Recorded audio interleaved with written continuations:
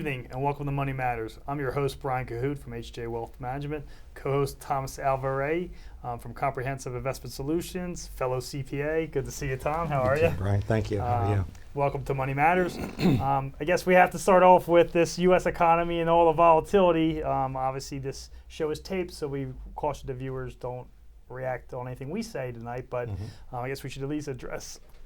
We've seen a lot of volatility. What are you hearing from your clients and what are you telling them? Well, I'm hearing a lot of nervous reaction from our clients when they see a 1,000-point swing in the Dow in one day, or actually in an hour. They remember now that risk is here in the stock market. With the bottoming out in 2009, we went pretty much on a 5 or 6 year run without much correction. Right? So the volatility we're seeing, I think, is the market taking a breather, letting the economy catch up. Market generally leads the economy, and our clients were concerned that they weren't making enough money in the last year, and so we were managing expectations of higher returns that weren't materializing. And the stock market right now is about where it was last July, that is July of 14.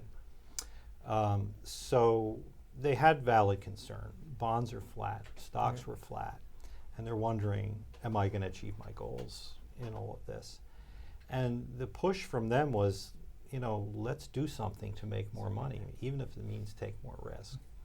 And in the last 2 weeks, those discussions have completely turned around. Yeah. And they realized that risk management really is the way to build a portfolio. And they're not going to make the kind of returns that stock-only returns produce because most people do diversify.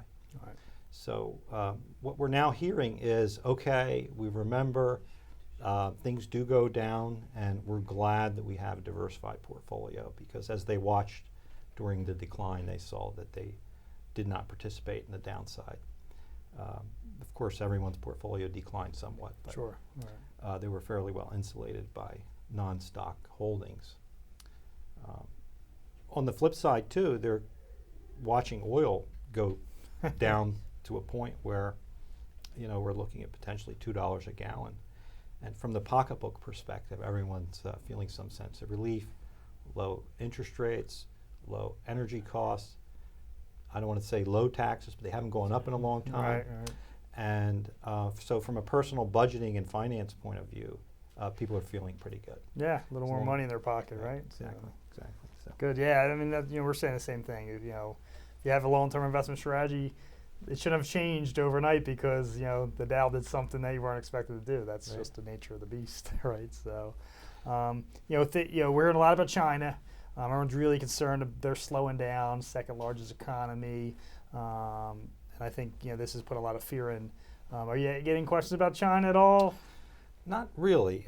People are generally aware of its potential impact globally, and when China slows down, it does impact everyone. But we don't invest directly in China. We quite honestly don't know how, or don't have the same latitude we have elsewhere. There are a lot of good opportunities for investing around the world. So China to us is just winds blowing in one way or another, affecting the global economy. Yeah, it's a good point. I mean, I don't think a lot of people appreciate China's stock market is very small, right? I mean, it's the economy dwarfs it, which is usually not the case. So there, it's been in this little bit of a bubble that people were expecting, because there was nowhere. If you lived in China and you invested in China, you didn't have any pick firms. Sure. So, and they've had tremendous downside in their market, but in spite of that, they're up year to date, or on a 1 year period. Right. So I mean, they had a huge run up, and they're just giving some back. Yeah, I mean, I think everyone knew they had to slow down, right? It's a pretty big economy to grow at 15%. When we're trying to squeak out 2, it seems like just mathematically they'd slow down. So the other thing we can't avoid hearing every day is the Fed. What are they going to do? Are they going to raise rates this year? Are they going to raise rates next year? I mean, we all know they're going to raise rates. I guess it's when, and I guess the real question is, does it matter? Should it matter that they wind up raising rates anytime soon? So. Well, we've been talking about it and sort of waiting for it for a long time. And they want to make sure the economy can withstand it and not set us back. Yet, the 10-year Treasury rate keeps declining. Yeah. We thought we had hit the bottom. Yeah. Last check it was 2.13, down about 32 basis points from a year ago. Yeah, people are refinancing yet again. Right. So a year ago we thought, okay, the rate rise environment is right around the corner. So I'm not sure the Fed will pull the trigger this month. There are a lot of economists that think it would be a mistake, that it's a bit premature. With China, slowing down as dramatically as it did, maybe they will take a pause, but ultimately they have to raise rates. Yeah. We've settled into this low rate environment now for more than half a decade. A long time. And those rates really are embedded in our clients' bond holdings, Yeah. and it's going to be a long slog, to get higher yields in our clients' portfolios. So the flip side of that is that inflation's in check. With Right. energy being cheap, it's going to remain in check for some time. So inflation sort of keeps interest rates in check and vice versa. Yep. So if the Fed does raise rates, we'll welcome it as long as it's timely and slow and steady. Yes. Yes. Which I think then the market has a better chance of absorbing without a lot of shock. Yeah, that's a good point. What's your outlook? How do you feel good about the U.S. economy, the U.S. market? Well, I'm not an economist, but I feel really good about the economy. When I look at the charts that come across our desk just in our daily reading, the employment situation is good, inflation is good, job growth is good, housing is improved, manufacturing is improved. I think we're in a much better spot to justify where we are in the market. Right. So in my view, the economy sort of caught up to the market. And so this 1 year breather we've had, I think, is a healthy thing for stocks. And I'm very optimistic from this point forward, although I'll say I'm cautiously optimistic Right. because these global shocks can come at any time and can be pretty severe, as we saw last week. So I think the trend is our friend here, and we'll continue seeing the economy hopefully make corporations more profit and in turn drive their stock prices up. Yeah, I mean, I know we've said on past shows we were more concerned not about stocks, but people stretching for yield, right? Because they do point out bonds and cash pay nothing right now, and people are trying to get creative, and hopefully they learned that risk and return come together, right? There's high yield products; they're high yield for a reason, right? So there's some embedded risk in there. Sure. So people have to be careful on how they invest and take a look, and and as you're probably saying, a lot of people have their money in 401k plans. That's meant to be a long-term investment vehicle, so it's not something they should be getting in and out, given what the market does day to day. I know philanthropy is near and dear to your heart. I will have a viewer question about it. How do you start the conversation with your clients about philanthropy? Most people probably either want to do it, but they just never seem to pull the trigger on starting it. Well, we embed planning in our services to our clients. So we want to get to know them and what their money story is. Often in just getting to know them, if they are of the type that gives regularly, you'll see it in their budget. So often it's at the budget setting level where we want to understand, their regularity and magnitude of giving.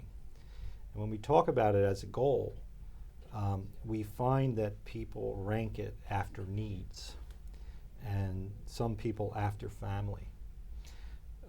So to us, it becomes a matter of them understanding what they can afford. And we encourage them to build charity into their regular giving if they believe in that. And the conversation around can they afford it can come from illustrations that we can provide about their budgeting and their wealth accumulation and whether their savings are going to last their lifetime. And that's a starting point. Then we educate how many different ways there are to give and how charitable giving has so many tax benefits. You can get direct gifts, get a direct deduction. You can give away appreciated assets and eliminate capital gains tax for yourself. You can leave legacy in your estate and save estate taxes if your estate is large enough or taxable depending on the state you live in. And a lot of people fear in their older years they won't have enough assets or income. And there's planned giving that allows people to have their cake and eat it too. Either make a gift to charity that gives them the income and then you leave the corpus for your family, or keep the income for yourself and give away the corpus. Actually brings us a question from a viewer, Roger Timmons from Erin, asks, what are some vehicles that I could use to get you started in charity? I know there's probably a few out there. Yeah. So. Well, we always start people with giveaway appreciated securities first. It's easy to understand, easy to facilitate, and you can generally do that with a charity you're already giving to. If you want to step it up or give to a large charity and you want to include it in some long-term estate plan or retirement plan, a lot of the large charities have planned giving programs where they help you either set up an annuity type program where you're giving regularly from the annuity, or they provide donor advised funds and support along those lines. Probably talk to your professional, right? They can get you in the right. Great answer. If you have a question for Money Matters, here's how you send it in. You can have your questions answered on Money Matters. Please go to our website, money-matterstv.com. On our homepage, click on the banner on the right that says, Send us your questions. While you're on our website, you can find information about our host and guests, as well as show notes and links about this show and past shows. Money Matters is also available as a podcast on iTunes and Stitcher, so you can listen to Money Matters while you're on the go. That website address, again, is money, MONEY, -matters, MATTERS, TV.com. Welcome back to Money Matters. Now it's time to introduce our special guest, Gwen Borowski. She's the CEO of National Liberty Museum. Welcome to the show, Gwen. Thank you. Tell us about the museum. It's right here in Philadelphia. Yes. Tell us a little bit about the museum, its mission. What do you try to accomplish there? Well, we are a museum about contemporary issues of liberty, and we provide a personal experience for people to come in and telling the stories of heroes and heroines from all nationalities, backgrounds, ethnicities, ages, that hopefully people will find someone who inspires them. And really the goal is to have each person walk out understanding that they too can be a hero in some way. That's great. How do you support the museum? Great you've been question. involved in it for a long time. I have, so yes. How many years? Yes, so I've been involved from the beginning. We've been open for 15, but we were actually building our exhibits and raising money to open about 19 years ago. So fundraising is a big topic of conversation in every nonprofit in Philadelphia, and we support our work through fundraising. We get contributions from individuals, foundations, and corporate support, and we have earned income. People come in, they pay an admission fee, although it's very low and is supported. From our gift store, we rent our building for events, and we have a big auction every year. So we were talking about philanthropy. You're a 501c, I take it? Yes, so we are, yes. Donations are tax deductible, Yes, which is they always are. great to hear. Good. Yes. So, who are some of your funders? Are they foundations, governments? Do you get any individual investors, kind of the people we deal with? Yes. So. Well, the largest number of our investors, which is a great word, are individuals. So we're very fortunate in that way because a lot of people, really support our mission and our work. We do get foundation funding from both large and small foundations. And we also get corporate support. That's both part of our earned income and also corporate partnerships that we work out with different corporations. That's great. So, and I think you had mentioned off air, there's 90 museums in Philadelphia? Yes, that's a lot. lot. So yes. Obviously it's very competitive, right? It the is. fundraising part. Yes, it is. But it's also what makes Philadelphia such a great city. That's right. Lots of culture in Philadelphia. That's so good. How do you stand out from among the others? Yeah, well, you have to do a lot of very proactive marketing and be very on message. Something we talk about a lot because a lot of people still don't know us or understand who we are, what we do. So that's a big topic of concern and conversation for us. Although I will say in the education community, the schools, the teachers, school superintendents, et cetera, know us well because we are very well known for our education programs. Great. With so many museums to pick from, what do investors say? Like, why do they support your museum? Have they said why? Here's what you do that we like the best. Mm-hmm.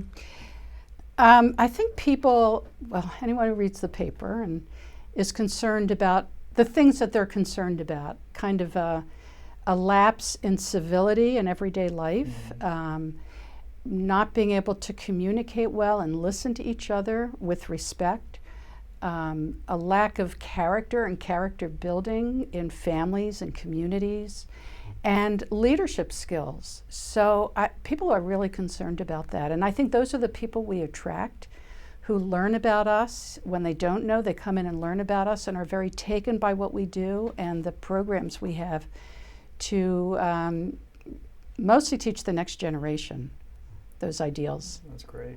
What should people expect when they come to the museum? You had mentioned it's not an artifact museum, it's a different experience than your normal. What should they expect when they come? So people come in, I mean, the word they always use or we hear a lot is inspiring. And we love that word because people read these stories, and we certainly talk about people who are well known. I mean, the Martin Luther King Jr.'s of the world and people like that. But we also tell the stories of so many ordinary people. I mean, people like us who do something extraordinary, not because they choose to or think about it, they do it. And it turns out having a tremendous impact on other people's lives, and we tell those stories. And I think it's something that people find very inspiring to read the kind of good that's in the world. And it's harder to find that these days. That's great. Now your dad was the founder, and you worked with him all along. I did, yes. So of all of the things that were important to him in his life, why liberty and why this approach to it? Well, my father was first generation. His parents escaped here basically from Eastern Europe, and he felt such profound gratitude to be an American. I mean, to him that was the most important thing, that this country and the ideals that this country is founded on be protected for each generation. And he really was thinking of his grandchildren. We're a diverse family. We're like a little United Nations in my family, and that's more and more like the United States. And he thought it was really important for people to understand and kind of welcome differences, both in the family and in communities, and also the kind of opportunities we have here, which he just believed you can't find anywhere else. So his work was really focused on, again, communicating those ideals and educating the next generation. Which is great, because most of us who may be from immigrant families but are next generation don't appreciate the liberty that we were born into, that we take for granted. Yeah. The idea of teaching it, passing it along, I think, will help future immigrants, and those of us who are here to welcome them will appreciate what it is that we have. Yes. I mean, I often hear, and it's interesting to see the difference when someone, for example, from Russia comes to visit. I mean, they get it right away as soon as they walk in the door. And yet others, as I've heard, Americans, you take this for granted, what you have here. So yes, we want to help people understand that they stand on many people's shoulders to enjoy what we have here, and to know that history, and to also understand their place in that history. So what's the best way Brian and I could get clients interested in adopting you as a charity? Oh, the best way is really for people to come visit us. Because again, we're kind of about abstract ideas, and I can talk about us and our mission and how we communicate our stories, but I think it's when you come in and you see it, and you see the museum with kids and see them experiencing it, that you really understand who we are and what we do. So we would be thrilled if you told your clients about us, and then we could invite them in and give them a personal tour, particularly when we have our kids there. Yeah. Do you ever do private events? All the time. All the time. Good. We have many, many, many private events. And we work with a lot of corporations. Our board members are people, I mean, for example, someone from a large publicly held corporation had their big board meeting at the museum, so we have many, many events like that. Is your father still with you? No, Okay, sorry to he hear died, that. So, thank you. you know, if you're carrying his vision on, where do you see you taking the museum in the future? Where would you like it to go? Well, we are working towards making many of our education programs become national. And right now we go into schools and we have a year-long curriculum that we developed. It's a social studies curriculum based on civics and leadership and all the things that I mentioned. So we're still bringing that model in locally and regionally, but our plan is to take that national. We certainly want to become much more well-known nationally and even globally so that visitors seek us out. That's the vision. It sounds like you're already much more than a museum. You're sponsoring education and activities and really fostering the idea of liberty in future generations. Does the museum concept confine you in any way? Or, you know, you're almost like a museum without walls if you're taking it to classrooms. You have more ideas along those lines? Yeah. Well, we have so many discussions about our name. Should we really be a museum? Because that connotes artifacts. Right. It's not what we have. Well, that's a big debate. It's been going on for years. We could be Liberty Museum and Education Center. That's probably accurate. We do want people to visit us, though. Right. And people will visit a museum more than they will an education center or even a center. So, I don't know, we go around about that. Right. Names are always tough. They are. It's always Very tough. What do you tell an investor? What kind of return can they expect? Obviously, it's probably more the impact they're trying to make on things. It is. Yes. I think our contributors, at least I hear that they feel that they are investing in something that's a good investment. We don't have debt. We steward our money very carefully.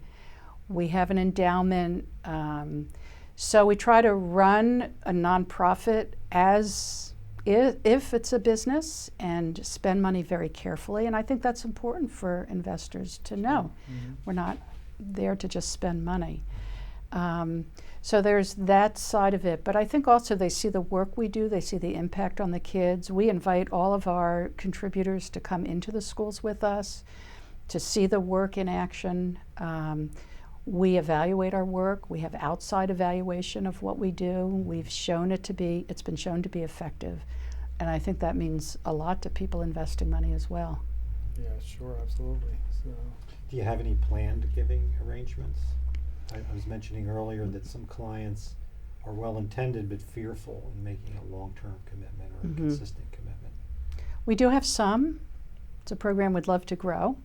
We do talk to our contributors about those options, and we've had some who choose to do that. Right now we have a campaign because we're making changes in the building, and we have some legacy gifts already. So people are aware of different ways to give to help us in our work. Right. That's great.